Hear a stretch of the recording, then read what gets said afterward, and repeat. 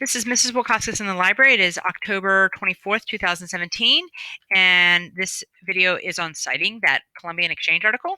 I want you to go out to Noodle Tools and make yourself an account. If you don't already have one, you have to register as a new user. You need to do this over the Pius network. It's the only way to be authenticated into our subscription. Once you've created that account, you can log in anywhere.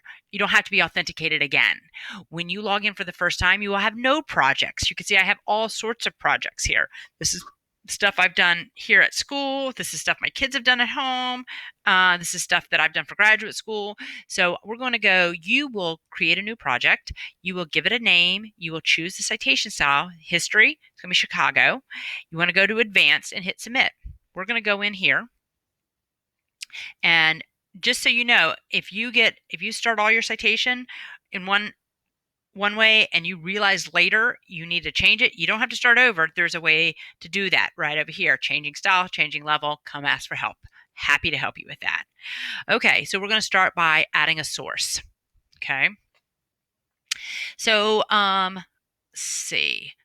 I think I showed you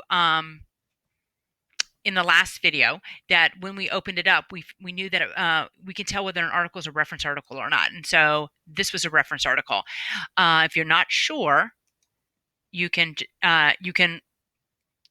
I'll show you in a second how you look into that. So where did we get it from? Well, we sent you to the databases, right? So we always send you to the databases here at school. So we're going to go to the databases. You accessed a reference source from a database. This is where, if you're at home and you don't know what you're referencing, you can click through here and it'll tell you what you're looking for to decide what kind of resource you have. We know it's a reference source, so I'm going to hit continue. So we are going to get all this information. Okay. Now, I know this is overwhelming. You will not fill out all that information. I don't know all the information. You don't know all the information. You fill out what you know. So we're going to start by the title is Columbian Exchange. And let me show you this. So, okay, when you hit cite, you get all these options. And this is the one that we're doing right here. I'll show you there are problems with this. This is why you don't want to grab these for a teacher who cares. You will have teachers who do not care about all this. They just want you to cite it.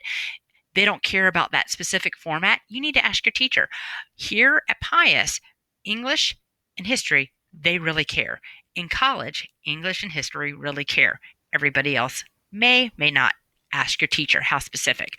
But while you're here at Pius in English and history, these will typically not be good enough.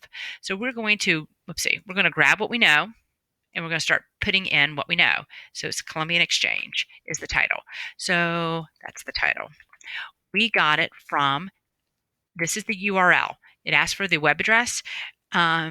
I think Full On Chicago has changed over time. I think it used to ask for the whole URL or the permalink, which is over here. You no longer have to do that. At least here at school, they just want the root. The name of the database is right here. Name of the database, Research Starters.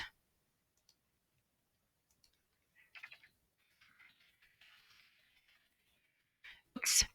Hold on, look at that. See that? That triangle of warning, telling you something's probably wrong. The name of the database should most likely be capitalized. They have been wrong before. They are seldom wrong.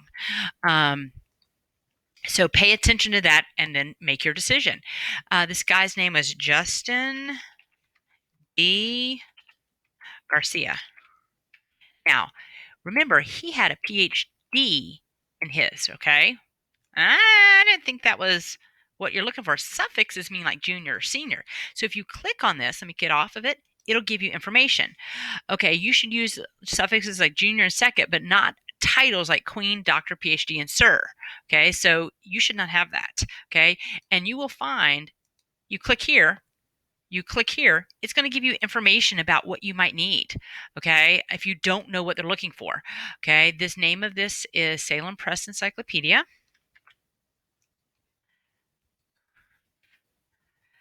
The year was 2016, and in Chicago Turabian, I do not think we use what's it called, months. Let's see if there's anything else missing. We've got this, we've got here. We didn't have page numbers. We know it's encyclopedia. There's the name of the encyclopedia. Let's come down here, hit submit. There we go. That's our citation.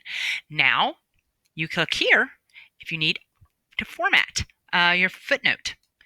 Right here, here's the first full footnote. Here's the second footnote. If you don't have a page number, you don't put in 0 or NP. Actually, because all you're doing is copying and pasting this and putting it into your document, you're just going to delete that section out. Okay. And this even talks down here about when you use a shortened footnote, what is a footnote? But you use a shortened footnote the second time you cite the same article. You don't have to keep writing the whole thing out. So, so that's how you do your footnotes. And then, let's see, watch this. Let's see if I can get this going. Oh, have a question. If you have a question about this citation, if you have a citation question, build it the best you can. Click have a question, email your name, your email, your question, and they will email you back within 24 hours. They've emailed me back within 2 hours. And I usually know easy questions. I've emailed them with, I think, hard questions. They got back to me in 2 hours. They were even nice about it. Like, good question. You're emailing the librarians there at Noodle Tools. And then you can actually, you've got some formatting options. I'll show you this in another video, how to do formatted documents in Noodle Tools. Let me know if you have any questions.